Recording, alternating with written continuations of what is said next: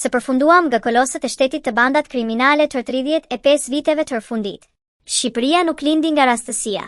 Ajo u ngrit mbi vizion, sakrificë, dije dhe gjak. U ndërtua nga burra shteti që mendonin për kombin, jo për qepin, për brezat, jo për mandatin, për shtetin, jo për klanin.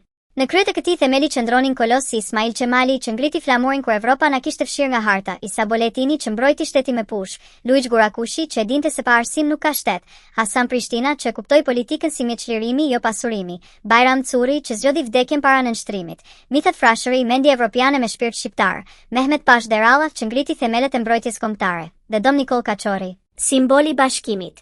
Mbi ndasit fetare. Këta nuk ishin politikan të karrierës. Ishin burra shteti. Nga shtetformimi të shkatërimi moral. Ajo që ndodhi më pas nuk ishte evoluim. Ishte degradim. Pas rënies së diktaturës, Shqipëria nuk ndërtoi shtet ligjor. Ajo ndërtoi pazar politik. Nuk ndërtoi institucione të forta, por rrjete klienteliste. Nuk ndërtoi ekonomi prodhuese, por skema grabitjeje. Demokracia u përdor si justifikim për vjedhje. Pluralizmi si alibi për korrupsion. Shteti si plaçk lufte. 35 vite banditizëm institucionalizuar. Në këto 35 vite, Shqipëria është drejtuar jo nga ide, por nga banda. Banda politike që kapën pushtetin dhe e kthyen në pronë private.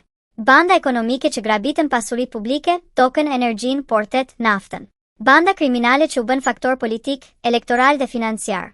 Sot krimi nuk është në periferi të shtetit. Krimi është brenda shtetit. Deputet me të shkuar kriminale. Ministra të pasuruar në mënyrë të pajustifikueshme. Prokurorë gjyqtar që mbrojnë pushtetin dhe jo ligjin.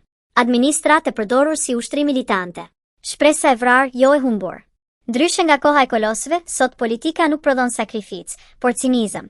Nuk prodhon vizion, por propagandë. Nuk prodhon drejtësi, por frikë. Shqiptari sot nuk është i varfër vetëm ekonomikisht. Është i varfër në drejtësi, në siguri, në dinitet. Dhe kur një popull humb dinitetin, ai ose rebelon ose largohet. Shqipëria po zbrazet sepse është kthyer në një vend ku puna nuk shpërblehet, ligji nuk mbron. Shteti nuk garanton. Politika nuk turpërohet. Kontrasti që na turpëron. Nga burra që vdisnin për shtetin. Kaluam të politikan që vrasin shtetin për veten. Nga njerëz që lanë pas emër. Kaluam të njerëz që lënë pas dosje. Ky nuk është aksident historik. Është zgjedhje politike e përsëritur për 35 vite. Përfundim, ose ringritje ose zhdukje morale. Shqipëria nuk ka nevojë për lider të fortë. Ka nevojë për institucione të forta. Nuk ka nevojë për propagandë. Ka nevojë për drejtësi reale. Pa një përballje të ndershme me këtë banditizëm politik. Pa ndëshkim të vërtet të korrupsionit. Pa kthim të vlerat e kolosëve që ndërtuan këtë shtet. Shqipëria nuk do të shembet me zhurmë. Do të kalbet në heshtje. Dhe kjo do të ishte tradhtia më e madhe ndaj atyre që ngriten këtë flamur me duar të pastra.